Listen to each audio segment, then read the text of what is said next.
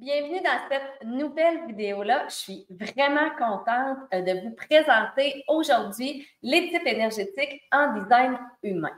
Donc, si tu es nouvelle dans mon univers, ben bienvenue. Moi, c'est Mel. Je suis coach et mentor en design humain pour les entrepreneurs. Je les accompagne à créer une entreprise qui est alignée, rentable et surtout qui évite l'épuisement. Donc, aujourd'hui, je voulais parler des 5 types énergétiques en design humain. Les types énergétiques, ben, c'est la base. Hein? C'est un des 3 éléments les plus importants quand on lit la charte du design humain. Donc, chaque type énergétique, ben, il va posséder un aura qui est vraiment unique à lui. Puis son interaction avec le monde est différente pour chacun des types. Donc, on n'interagit pas avec le monde de la même manière si on est projecteur ou si on est générateur. Et chaque type énergétique, ben, il y a une façon aussi différente de prendre des décisions, hein, d'être aligné. Donc, c'est ce qu'on va voir ensemble aujourd'hui. Donc, le premier type, c'est les générateurs et les générateurs manifesteurs. Hein. À eux deux représentent environ 70% de la population mondiale. On va dire des générateurs et des générateurs manifesteurs qui sont les bâtisseurs du monde. On pourrait même dire que c'est, j'aime beaucoup les appeler nos petits lapins énergiseurs, hein, parce qu'ils sont vraiment très énergiques lorsqu'ils font quelque chose qu'ils aiment. Ils sont très énergiques dû au fait qu'ils ont le sacral défini. Donc, c'est ce qui leur procure autant d'énergie. Par contre, c'est un couteau à double tranchant aussi parce que cette énergie-là, si elle est mal utilisée, eh bien, elle peut virer contre eux dans le sens où un générateur ou un générateur manifesteur qui s'engage dans un projet, pour eux, c'est très important, surtout pour les générateurs, là, c'est très important d'aller jusqu'au bout de ce projet-là, pour le meilleur et pour le pire. Donc, c'est souvent des personnes qui peuvent se retrouver dans une situation d'épuisement professionnel et même voire de burn-out. Donc, c'est important de valider si ce que tu fais, si le projet dans lequel tu t'embarques, ben, il résonne vraiment pour toi. Puis si en cours de route, tu sens que ben, c'est plus vraiment ça, que tu n'as plus vraiment envie, ben, c'est important que tu écoutes ce qui se passe en dedans de toi, que tu prennes connaissance de ces feelings-là parce que sinon, tu vas te retrouver épuisé, probablement très frustré, hein, parce que le non-soi du générateur et du générateur manifesteur, c'est ce qui fait que tu es désaligné, hein, c'est ton signal d'alarme, c'est ton red flag pour te dire « Hey, buddy, il y a quelque chose qui se passe », bien, c'est la frustration. Donc, j'ai de mes clients qui me disent « Hey, moi, Mel, j'ai décidé que je ne passais plus ma vie frustrée. Fine, c'est super, sauf que je ne veux pas que tu… enlève de ta vie cette frustration-là, bien au contraire, je veux que tu l'accueilles et que tu te demandes hey, qu'est-ce qui se passe dans mon corps quand cette frustration-là arrive? En fait, c'est quoi la situation que je vis présentement qui fait en sorte que je me sens autant frustrée? Donc, c'est ton signal d'alarme. Prends-en vraiment, mais là, vraiment très prioritaire quand celui-ci se présente. Et au contraire, quand tu vis ta joie, ta satisfaction, ça veut dire que tu es très aligné.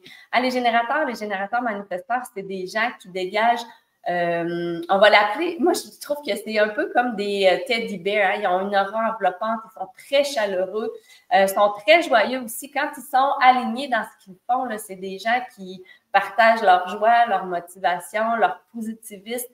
Donc, si vous êtes généralement là-dedans, ça veut dire que vous êtes sur la bonne voie.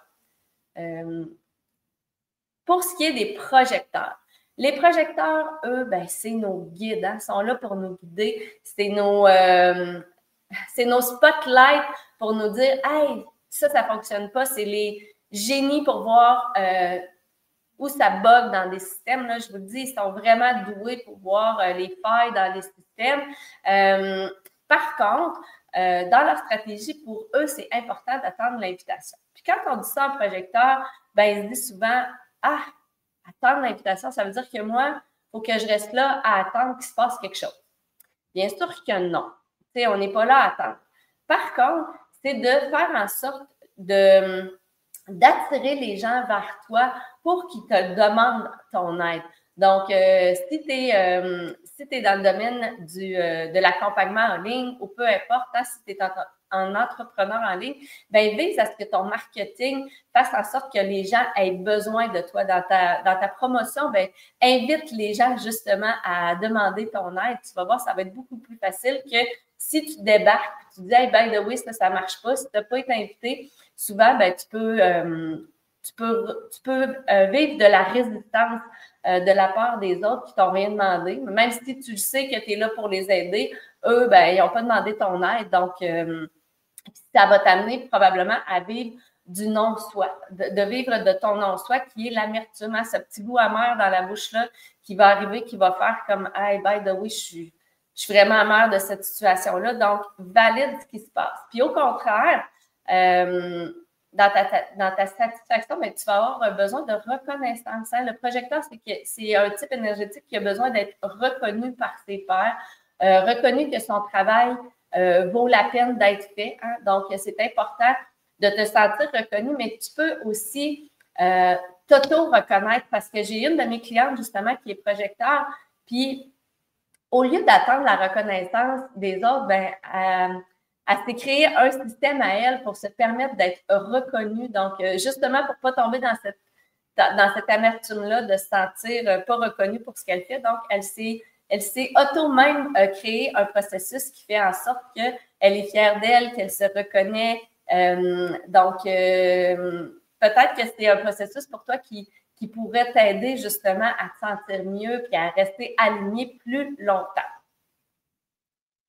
Au niveau des manifesteurs, ben les manifesteurs, eux, on pourrait dire que c'est nos pionniers, hein, c'est nos entrepreneurs en série, c'est nos visionnaires, c'est eux qui ont des idées en version popcorn, là, ça pop toujours, pop, pop, pop, mais c'est pas eux qui vont poursuivre le processus. Généralement, ils vont les déléguer à d'autres types énergétiques, souvent les générateurs, parce que c'est nos body préférés, hein.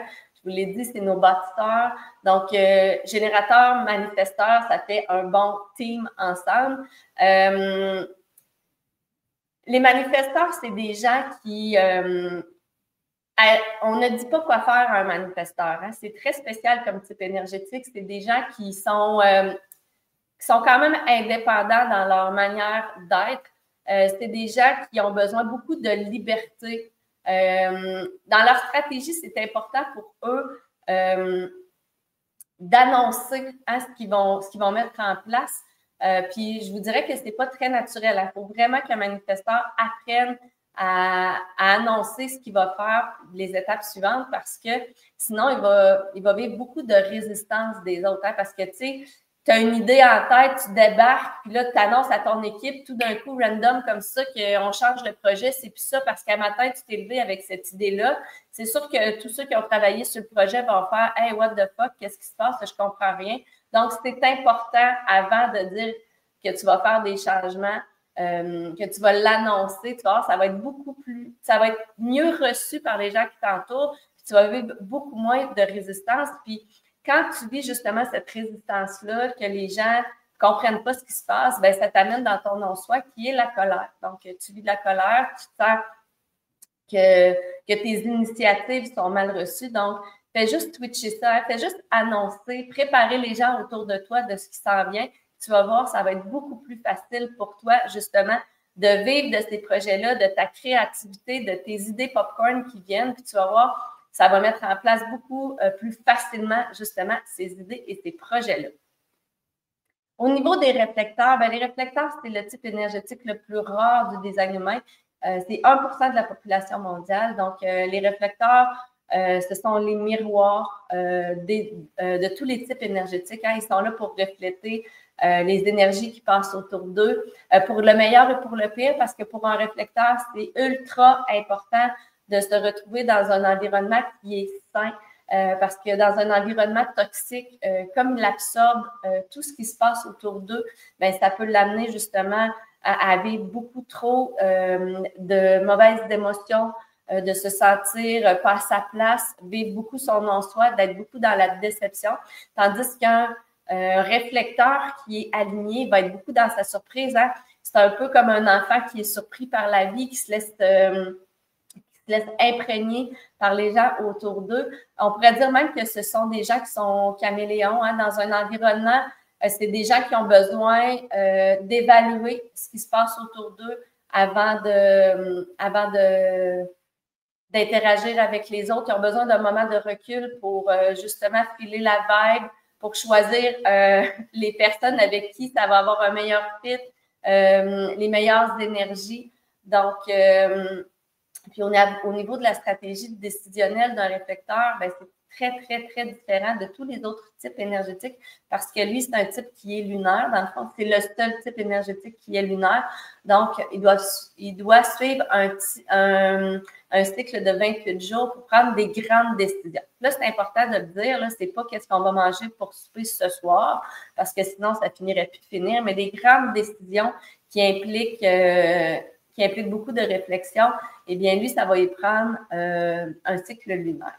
Donc, pour tous les autres types énergétiques, pour la grande majorité, on va avoir l'autorité émotionnelle qui est plus une autorité qui vient par vague. Donc, c'est important. L'expression que j'aime beaucoup avec cette autorité-là, c'est de dire, ben, j'ai besoin de dormir là-dessus, donc de respecter ça.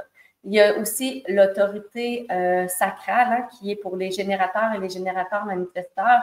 C'est une autorité qui est assez rapide. Hein, tu le sens dans ton corps, ce oui, ce non-là. Puis souvent, il va même avoir des bruits, ce petit là qui va venir avec. Il y a l'autorité splénique qui est très instinctive. Hein, c'est une autorité qui va venir très rapidement de façon qui va venir juste une fois. Donc, si tu ne l'écoutes pas, bien, malheureusement, elle est déjà passée.